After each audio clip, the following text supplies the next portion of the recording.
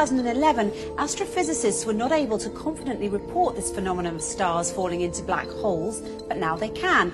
And the total number of cases of stars falling into black holes reported until 2016 had been 3.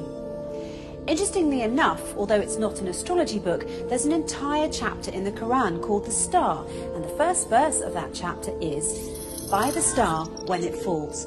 In this chapter, the Quran describes characteristics of a place so similar to what we now know as fitting the description of the black hole that it will send a shiver down your spine. In the Islamic faith, it is believed that God granted Prophet Muhammad a special trip to the heavens. This trip was miraculous, of course, as there was no technological way the Prophet could have taken such a journey at the time, seeing as how planes hadn't even been invented, let alone rocket ships.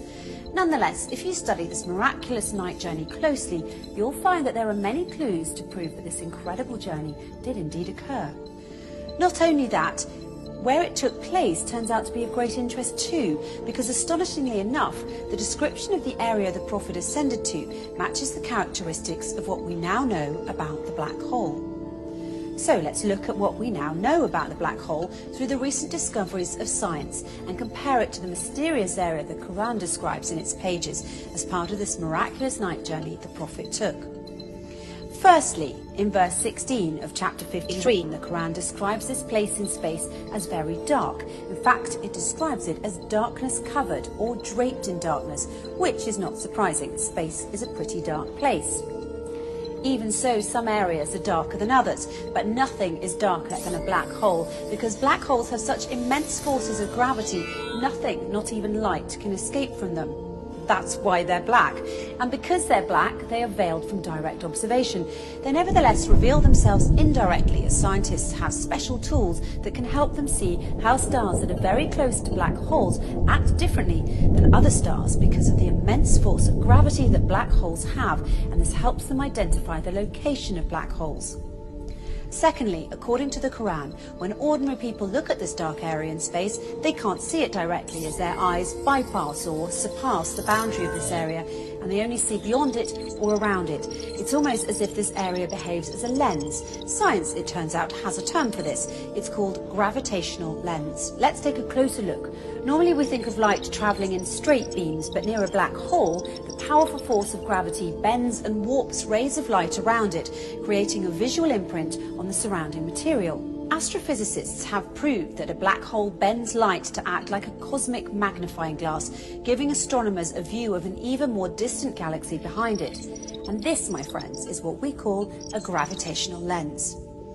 However, the Quran brings our attention to an interesting fact regarding this matter in verse 17 of chapter 53, when it says, "The eyesight of the Prophet Muhammad did not swerve, nor did it pass beyond the boundary. He certainly saw it as one of the greatest signs of his Lord." Could this verse be alluding to the fact that the Prophet Muhammad actually visited the black hole and looked at it directly? Thirdly, the Quran describes this area's shape, wide at the top with sloping sides and a narrow tube at the bottom, almost funnel-shaped. In verse 14 of chapter 53, when it says, "By the finite jujube tree," it is likened to the shape of a jujube tree, which fits the same description as the one I just mentioned. A black hole makes such a deep dent in space-time, and that's why it appears to look like a funnel. Despite the black hole's effects on the movement of matter and its tremendous suction power, the black hole's space-time dent remains hidden behind its event horizon, and it's always surrounded by an area which does not allow light to escape and therefore cannot be directly observed. And fourthly, once again, in verse 14, chapter 53, "By the finite jujube tree," the Quran reveals that this area is finite. So how does this claim stack up with the science? Until recently, it was assumed that black holes had such an infinite strength of gravitational field that occurs deep within them, ensuring that nothing, not even light, can ever escape them, and a trip into a black hole is a one-way journey. Once you cross the event horizon, the point at which light can't escape, there's no turning back. But researchers such as Georges Poulin, Rodolfo Gambini and Gerard Hooft have recently been able to prove otherwise and show that energy can escape black holes and that black holes are finite. This essentially means that black holes don't end in an infinite density, but rather act as a portal to another universe. The acclaimed British physicist Professor Stephen Hawking supports this claim and further suggested that there could be a way out of the black hole when he famously said, "If you feel you're in a black hole, don't give up. There's a way out. It might have a passage to another universe, but you couldn't come back to our universe. So although I'm keen on spaceflight, I'm not going to try that." In conclusion, the Quran swears by the star when it falls that the Prophet Muhammad travelled through space and reached an area which, according to the Quran, is one of God's greatest signs, an area that is much darker than its surroundings. This darkness hides its funnel jujube tree shape underneath, and no one can see this area directly as his or her eyesight will swerve and pass beyond its boundary. Finally, we're told that this area is finite and a portal to another universe. So it would seem that the Quran and astrophysicists agree, as the way in which the Quran describes this mysterious area matches what we now call the black hole.